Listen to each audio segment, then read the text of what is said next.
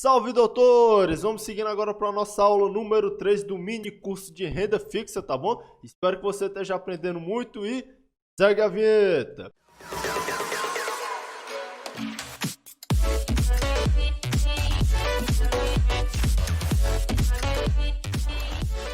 E aí, doutores? Meu nome é William Reis e a gente está fazendo esse mini curso aqui no Escola de Investidores de Renda Fixa, tá bom? A gente aqui no Escola de Investidores dá mais ênfase ali para renda variável, mas é importante a gente falar um pouco sobre renda fixa, porque, de uma maneira geral, renda fixa é a porta de entrada de todos os investidores, tá? Você aí que conhece muito de ações, que conhece até de opções, que está assistindo esse curso aqui, em algum momento da sua vida você começou lá na poupança, aí depois melhorou um pouquinho, foi para o CDB, depois foi para um LCI, aí depois foi para um fundo de investimentos. Então, de uma forma geral, todo mundo começa na renda fixa e depois vai migrando ali para outros investimentos, né?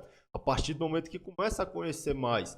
E aí algo muito importante de a gente saber em todos os investimentos é sobre as taxas e os impostos que a gente tem que pagar. Às vezes é chatinho, mas você tem que saber, porque quando você conhece isso, você paga menos ali imposto, consegue pagar menos taxas, tá? Então, é importante ter esse tipo de conhecimento e vai ser isso que a gente vai aprender agora no nosso mini curso, beleza? Então, vamos lá. Primeira coisa que a gente tem que ver ali é o imposto de renda. Então, na renda fixa tem imposto de renda, beleza? E o imposto de renda aqui, muita gente fica com dúvidas sobre o que é cobrado ali do imposto de renda. Então, ele sempre vai ser cobrado sobre o seu ganho de capital. Então, se você fez um investimento de 10 mil reais e aí passou um certo tempo, você resgatou 12 mil, então o imposto de renda vai incidir somente sobre esses 2 mil reais, tá? E não sobre os 12. Então, teve um ganho de capital, sobre esse ganho vai ter ali o imposto de renda. Aí na renda fixa é mais tranquila a questão do imposto, porque ele fica retido na fonte. O que é isso, William? A partir do momento que você for solicitar o resgate dos 12 mil, nesse exemplo que eu falei, e aí o próprio banco, ou então a própria corretora, já vai deixar ali o imposto para poder pagar, ele já vai reter para você. É diferente da renda variável que você tem que gerar uma DARF e você tem que pagar. Aqui não, a própria instituição já faz esse pagamento aí para você, beleza? Então esse é o imposto de renda. E William, qual a alíquota que eu vou pagar? Daqui a pouco a gente vai falar aqui nesse quadro, tá? Então é o seguinte, tem o imposto de renda, e aí se você tiver investido em renda fixa através de fundos de renda fixa, ainda vai ter o Come Cotas, que é uma forma também do imposto de renda, porque é o seguinte, o Come Cotas é uma antecipação do imposto, porque na renda fixa você pode comprar hoje ali um ativo e ficar ali, no caso de fundos, né? E ficar 2, 3, 4, 10 anos naquele fundo ali, tá? É diferente do CDB, por exemplo, que tem um prazo ali de vencimento, de uma LCI. O fundo não, você colocou dinheiro lá, pode ficar ad eterno com aquele fundo. Então o governo não quer que isso aconteça. Então o que ele faz? Ele vai e antecipa o imposto. Então ele não vai esperar você resgatar, não vai esperar seus 10 anos, 15 anos que você resgate. Ele já vai antecipando e vai cobrando antes. Então no último dia de maio e no último dia de novembro, o governo vai lá e antecipa, ele vai e pega um pouquinho das suas cotas, vai ser então ali o imposto de renda, tá? E aí se for um fundo de longo prazo, vai incidir 15% de IR, e se for um fundo de curto prazo, 20% de IR, tá? E aí como que se dá essa alíquota, William? Agora a gente vem para esse quadro aqui. Se você for fazer um investimento em renda fixa e ficar menos de 6 meses, você vai incidir 22,5 ali de imposto de renda. Então, suponha que você colocou lá aqueles 10 mil que eu falei no exemplo inicial, e aí você foi e ficou ficou 5 meses. Na hora de sair, em cima desses 2 mil que foi seu ganho de capital, você vai pagar ali 22,5, beleza? Caso você fique mais de 6 meses, menos de um ano ali, né, você vai pagar 20%. Ficou mais de um ano, vai pagar 17,5%. E acima de 2 anos, 15%.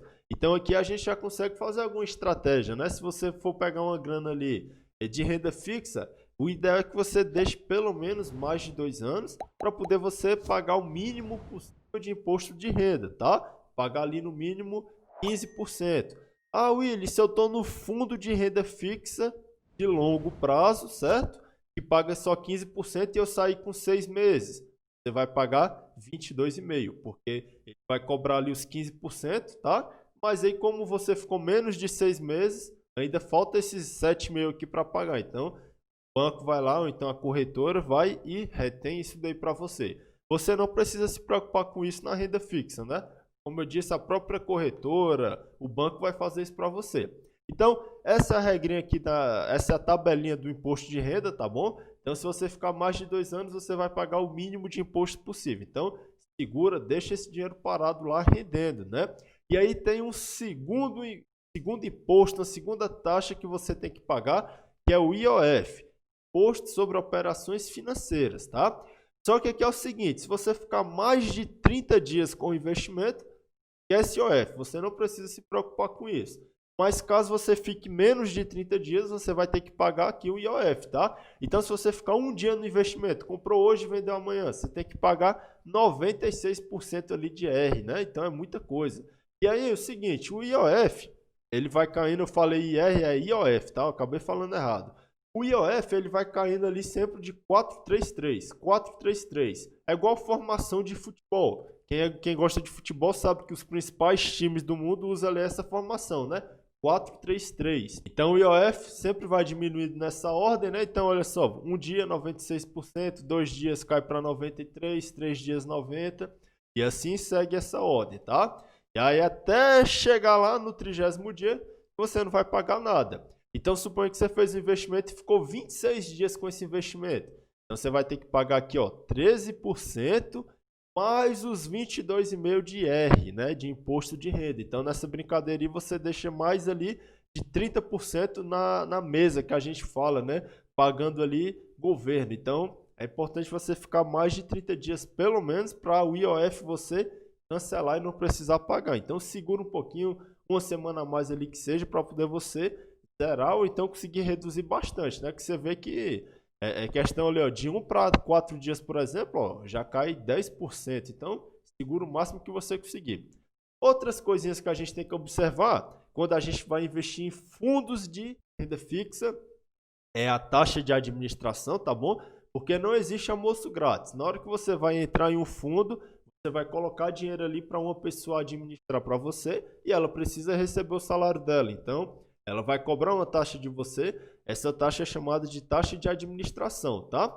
Na renda fixa, eu acho muito difícil encontrar fundos com taxa de performance. Eu, pelo menos, nunca vi, mas sempre tem umas raridades por aí, né? Taxa de performance é cobrado ali quando o gestor do fundo ele consegue ultrapassar a meta dele. Então, suponha que o fundo tem ali uma meta de, nos 6 meses, conseguir ter uma alta ali de CDI mais 3%, por exemplo.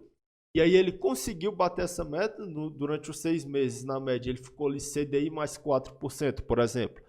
Então ele vai pegar uma parte disso daí, vai ser a taxa de performance e embolsar, né? Sobre o que ele bater da meta, claro. Então se a meta é CDI mais 3 e ele fez CDI mais 4, ele bateu a meta em 1%. Em cima de 1%, ele tira a performance. Mas é muito difícil a gente ver isso em fundo de renda fixa. É mais ações, multimercado. Se tiver um fundo de renda fixa que tenha performance, você já fica esperto. Se a taxa de administração for muito alta, fique esperto também, beleza? Então, são coisas que você tem que se atentar. E por fim, o que eu queria trazer hoje aqui para vocês é sobre TED e DOC, tá?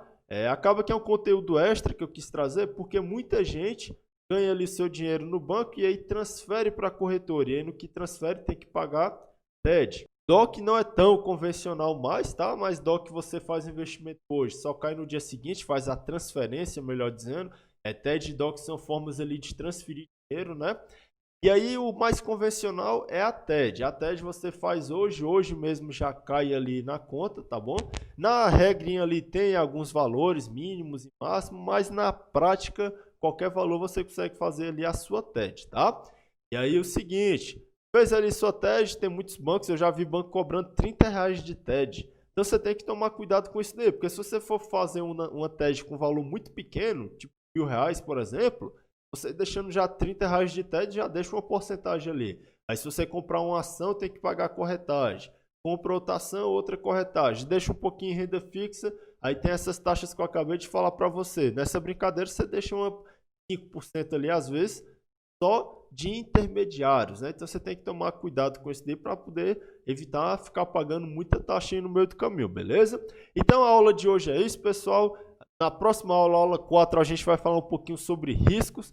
Espero que você tenha gostado aí desse conteúdo. Deixa sugestões, perguntas, dúvidas aqui abaixo. A gente vai estar respondendo, beleza? Então é isso daí. Vamos ficando por aqui com a parte de taxas e impostos. Finalizando a aula 3, beleza? Então, doutores, já curte o canal, já se inscreve, dá aquela moral aí para a Escola de Investidores, beleza? E antes de encerrar, vou deixar 2 sugestões de vídeos aqui para poder você continuar assistindo e aprendendo mais sobre investimentos aqui no Escola, beleza? Então, é isso daí, doutores. Valeu, abraço, fui, vamos crescer juntos!